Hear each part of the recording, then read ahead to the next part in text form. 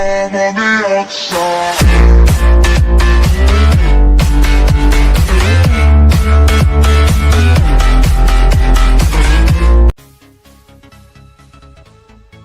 Nuclear tensions appear to be mounting again amidst political upheaval. So if the event of nuclear war, where should you head? The recent death of Fidel Castro, a man synonymous with the threat of nuclear war and the Cuban Missile Crisis, has reminded us how much the world has changed since the end of the Cold War. We are safer now than perhaps any time in our history. Let's take the cheery topic of violent death, for example. In most of the world, murder rates are falling along with other violent crimes.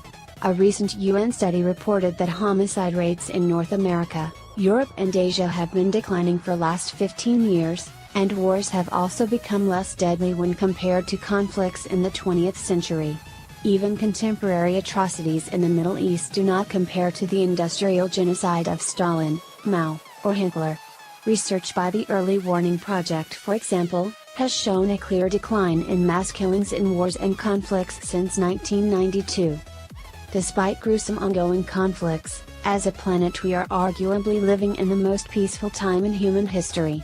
On the surface, that goes for nuclear threats too. Nuclear bunkers have been turned into nightclubs, civil defense has become an interesting historical curiosity, and the 5 countries of the nuclear club have successfully adhered to major international treaties that ban making and testing nuclear weapons for over 2 decades. A mutually assured obsession. Recently, however, the atomic landscape has begun to shift. North Korea has undertaken a series of nuclear tests, including its 5th and largest detonation in September 2016, and the UN Security Council will soon be implementing sanctions, which could have wide-reaching consequences. Although the vast majority of UN member states voted in favor of a ban on nuclear weapons, there are increased tensions between NATO and Russia, continuing volatility between India and Pakistan, and new nuclear nightmares and geopolitical scenarios that never existed during the halcyon days of the Cold War. Ex-Pentagon Chief William Perry claimed this year that nuclear destruction is a bigger risk today than during the 70s and 80s.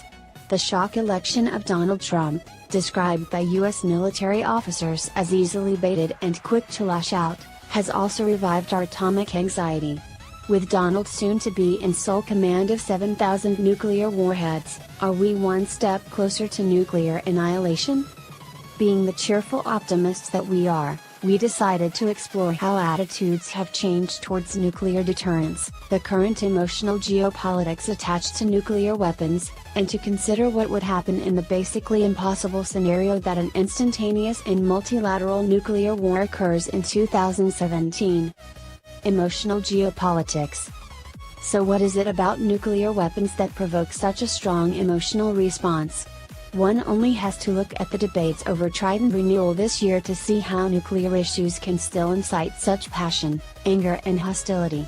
Global society has constructed a norm against the use of nuclear arms, but like any human construction, it can be repurposed. The idea that nuclear weapons have a unique psychological effect emerged following the bombings of Hiroshima and Nagasaki during World War II. Since then, nuclear things have possessed an exceptional political power, and atomic bombs became the ultimate taboo weapon. When the British government published its infamous September dossier in 2002 to justify the illegal invasion of Iraq, they drew upon the powerful stigma of nuclear weapons, by including an atomic threat among a long list of, now debunked, reasons to invade. Though other weapons of war can be equally damaging, they do not hold the same emotional stigma as the bomb. Even gas, rightly stigmatized after World War I, has recently been deployed against civilians in Syria with little military backlash. It is doubtful that Obama's weak response to this outrage would have been so anodyne. Remember the red line, anyone? If the Syrian army had used tactical nukes. But what would happen if there was a nuclear war today? We thought there was one way to find out, by modeling a simultaneous and multilateral contemporary nuclear apocalypse, to look at the safe places that emerge, and consider the meaning of it. We modeled one possible scenario for January 20, 2017, which just happens to be Donald Trump's inauguration date. We looked at the current international nuclear stockpile of the 10 nuclear states for guidance, and considered the likelihood of conflict with other nations, to create a ranking of risk trajectories. Combining this with numerical weather prediction data enabled us to gain an approximate idea of what could happen if we had an all-out nuclear war. The modeled output of our crude atomic plaything produced fallout across the world, which would eventually plunge us into a nuclear winter. So where is the safest place? Our computer modeling shows that should atomic annihilation be on the cards, one of the safest places to live would be Antarctica. Not only is this sub-zero continent miles from anywhere, it was also the site of the world's first nuclear arms agreement in 1959. The Antarctic Treaty banned the detonation of all nuclear weapons and dedicated this frozen landscape as a space for peaceful research. But who'd want to live there? It wouldn't be the first time polar regions have been used as nuclear hideouts. In perhaps the coolest mission of the Cold War, codenamed Project Ice Worm, a huge nuclear base was secretly buried deep within the Arctic Circle. Known as the City Under the Ice, this vast bunker, which is now full of abandoned toxic waste and radioactive coolant, will soon be disentombed from its frozen layer as the ice caps continue to melt. So if Antarctica doesn't take your fancy, where else? Another option would be Easter Island in the South Pacific, over 2,000 miles from South America.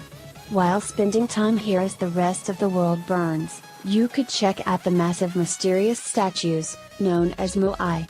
These monoliths were carved by ancient Polynesians who cut down all the trees on the island in order to move these giant stone figures.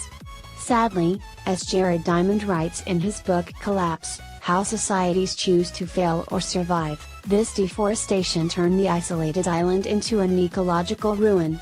What better place to ponder the hamstrung future of mankind than an island that encapsulates our ability to kill ourselves through damaging our environment? If Easter Island's barren landscape sounds too depressing, why not try the archipelagos of Kiribati or the Marshall Islands? These remote and sunny island chains come complete with tropical beaches and are surrounded by 750,000 square miles of ocean. Once the home to much of the historical nuclear weapons testing, it is somehow poignant that sites that were previously peppered with fallout could be the safest places on Earth during our hypothetical nuclear apocalypse.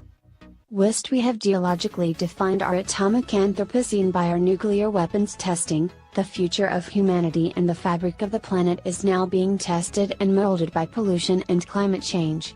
Perhaps now it is time to reconsider the emotional connections that we have designated to nuclear weapons, since Hiroshima and Nagasaki. We need to think ourselves beyond the psychology of atomic apocalypse, if humanity is to survive.